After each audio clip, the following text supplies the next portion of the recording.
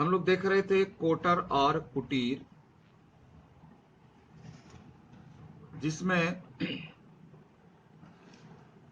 हम लोग 2 पार्ट पढ़ चुके। आज तीसरे पार्ट को हम लोग पढ़ेंगे। हम लोग यहां तक पढ़ चुके थे कि चातक जो पिता है अपने पुत्र को समझाते हैं और समझाते हुए यह कहते हैं कि बेटे बेचैन मत हो, बेटा अधीर न हो, समय सदा एक सा नहीं रहता, समय का इंतजार करना चाहिए। क्योंकि एक बात फिर याद आते रहती है कि जो हमने पढ़ा, जो हमने अनुभव किया, जो हमने सीखा, उसी से तो बातें याद आएंगी कि समय एक ऐसा गुरु है, टीचर नहीं। टीचर से बहुत ऊपर की बात है। गुरु से भी ऊपर कहें तो आचार्य, जो अपने व्यवहार से, अपने आचरण से शिक्षा देते हो, उन्हें कहते हैं आचार्य। तो समय एक ऐसा आचार्य है, वह सबको सिखा देता है, सबको सिखा देता है, और उसकी सिखाई बातों को कोई टाल नहीं सकता। किसी ने आज तक टाला नहीं। तो इसलिए चातक पिता कहता है कि बेटे समय एक सा नहीं, यानी समय में बदलाव आएगा, समय परिवर्तनशील है। आज दिन है तो कल रात होगी, कल रात है तो परसों फिर दिन आएगा। इसलिए अभी कष्ट है तो कल कष्ट मिटेगा, अभी दुख है तो कल सुख आएगा, और आपके पास अगर सुख है तो दुख भी आने वाला है। सुख और दुख एक दूसरे की घंटी है। सुख आया इसका मतलब घंटी बजा दिया कि दुख आने वाला है, और दुख अगर आया तो घंटी बजा दिया कि सुख आने वाला है। और जिसको ये बातें मालूम है वह व्यक्ति पेशेंस रख के, धैर्य रख करके समय को झेलता है। 9 में एक कविता है, 2 लाइन सुन लो, है ना। किसको नहीं बहना पड़ा, सुख दुख हमारी ही तरह किसको नहीं सहना पड़ा। हम कहते हैं कि मेरा दुख तो बहुत बड़ा है, बाप रे, हे प्रभु मेरे जैसा दुख किसी को नहीं देना। लगता है प्रभु जी बेवकूफ हैं बैठे हुए, मूर्खाधिराज हैं कि हमको सबसे ज्यादा दुख दे दिया और किसी को बहुत कम दिए हैं, और हमारे कहने से प्रभु जी मान लेंगे, क्योंकि प्रभु जी तो हमारे गुलाम हैं। मैं जो कहूंगा प्रभु जी वही सुनेंगे, और नहीं सुनेंगे तो थोड़ा लड्डू बतासा घूस दे देंगे, सुन लेंगे। ऐसा नहीं है। वो अपना काम करते हैं, अपने हिसाब से करते हैं, और इसको अनुभव कर करके बड़े जो ज्ञानी पुरुष हैं, महापुरुष हैं, सत्पुरुष हैं, सज्जन हैं, वो अपनी नई पीढ़ी को, बच्चों को बताते हैं। जैसा चातक पुत्र कह रहा है कि बेटे समय आएगा, समय में बदलाव आएगा, धैर्य रखो, इतनी इतने बेचैन होने की आवश्यकता नहीं।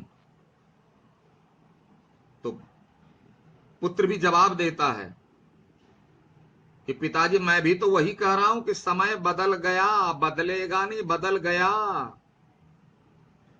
समय सदा एक सा नहीं रहता, समय एक सा नहीं रहता, मैं भी तो वही बातें कह रहा हूं। तो यहां कंफ्यूज मत करिएगा। पिताजी की बातें जो समय के बदलाव के बारे में बातें, वह सकारात्मक है, सही दिशा में है, आशावादी है।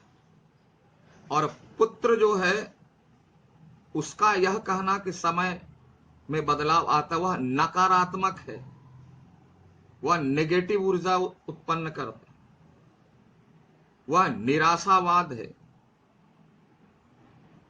ना, वह अपोजिट है। यही फर्क है।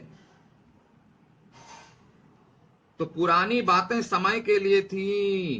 बोला मैं भी तो वही कह रहा हूं पिताजी, पुरानी बातें समय के लिए थी, यानी वह समय बीत गया थी।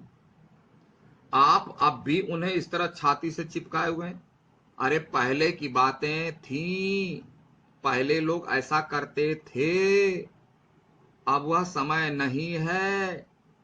फिर भी आप वही कर रहे हैं। पहले का चातक पक्षी जो है ना, बारिश का पानी पीता था। पहले तो आदमी भी कुएं का, नदी का, पोखर का पानी पीता था। अभी तो टेप का पानी पीता है, प्यूरिफाई करके पीता है, बहुत सारा पानी। तो पहले की बात थी, छोड़िए। आप पहले की बातों को अभी भी दिलो दिमाग में चिपकाए क्यों बैठे हुए हैं उसी बात को। और इसकी तुलना करता है चातक पुत्र बंदरिया से, अपने पिता के इस स्वभाव को। किस स्वभाव को? कि पुरानी बातों का पालन करना। तो बंदरिया के बारे में एक ऐसी बातें देखने को मिलती है। बंदरिया मतलब मां बंदर, बंदर नहीं, पुरुष नहीं, पिता नहीं, मां। कि जब उसका बच्चा मर जाता है तो लगभग 6 से 7 दिन तक वो सीने में चिपटा कर रखती है। क्यों?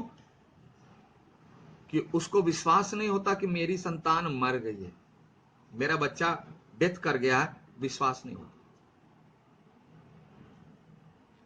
तो बंदरिया के ऐसे स्वभाव की तुलना चातक पुत्र अपने पिता के स्वभाव से करता है कि जिस प्रकार बच्चा मर गया फिर भी बंदरिया चिपकाए अपने सीने से, उसी प्रकार आप हैं। समय में कितना बदलाव आ गया और आप पुरानी बातों को लेकर के बैठे हुए हैं। इसी बात की तुलना। घनश्याम की बाट जोहते रहिए। अब घनश्याम मतलब यहां बादल,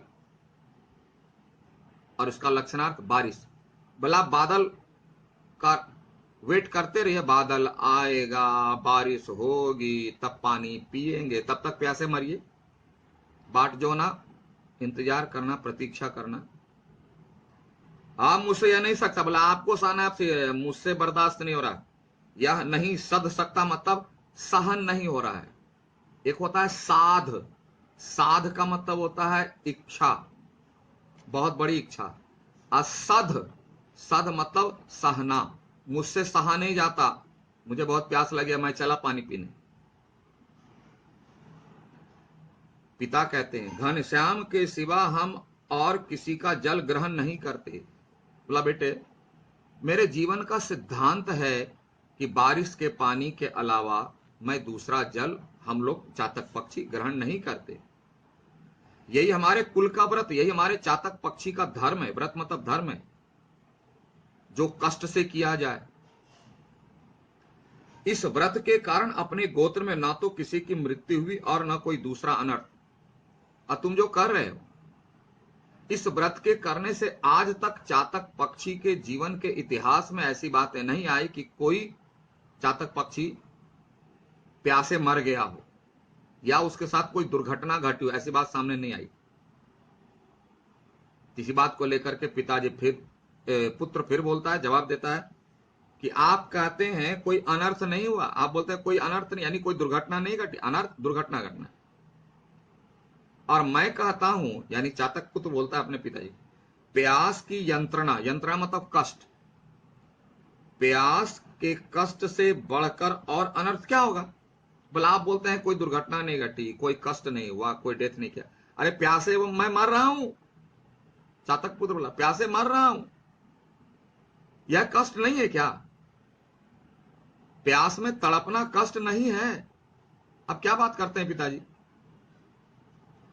जहां से भी हो मैं जल ग्रहण करूंगा ही। बोला आप चाहे कुछ भी बोल लें, मैं जल ग्रहण करूंगा ही करूंगा, मैं जल ग्रहण करूंगा। आप अपनी पुरानी बातों को लेकर के बैठे रहिए, मैं चला। चातक सिहर कर, सिहर मतलब डर गया। क्यों डर गया? कि चातक पक्षी को लगा कि उसने आज तक जो इस व्रत का पालन करते आए हैं, यानी चातक पक्षी जो इस व्रत का पालन करता आया है, कौन सा व्रत? कि बारिश का ही पानी पिएगा, ये उसका बेटा उसको भंग कर देगा, तोड़ देगा। जो आज तक किसी ने नहीं किया उसका बेटा करने वाला है, और वो भी नेगेटिव, तोड़ने वाला है, पालन करने वाला नहीं है, जिससे वह डर गया। और डर से पंख फड़फड़ाने लगा। जब डरता है पक्षी तो क्या करेगा, वह पंख फड़फड़ाता है। थोड़ी देर तक चुप रहकर बोला, बहुत डर के मारे उसकी आवाजें बंद हो गई, और बोला, बेटा धैर्य रख। फिर भी समझाने का प्रयास करे, बेटा थोड़ा पेशेंस रखो, अपने इस व्रत के कारण ही पानी बरसता। बोला हम लोग जो इतना कष्ट सहते हैं ना, हम लोग मतलब चातक पक्षी जो इतना कष्ट सहता है ना प्यासे रह करके, तो इसी के आशीर्वाद के फलस्वरूप बारिश होती है, और पूरी धरती जो है हरी भरी हो जाती है। क्योंकि बारिश ना हो तो धरती हरी भरी नहीं, वह सबको फल फूल मिलता है खाने को। धरती हरी भरी हो गई, घास बड़े पशु पक्षी खाए, फल मूल हम लोग खाए, अनाज हम लोग खाए। अगर यह व्रत करना छोड़ देंगे, तुम तोड़ दोगे, तो शायद बारिश ना हो और पूरी धरती भूखी रह जाएगी। इस व्रत के कारण ही पानी बरसता है और धरती माता की गोद हरी भरी हो जाती है। धरती माता की गोद हरी भरी हो जाती है, चारों तरफ हरियाली छा जाती है। यह व्रत इस तरह नष्ट कर देने की वस्तु नहीं है। बोलते यह व्रत नष्ट करने की वस्तु नहीं है बेटे, क्योंकि जो जितना महत्वपूर्ण होता है उसे इतनी आसानी से नष्ट नहीं करना चाहिए।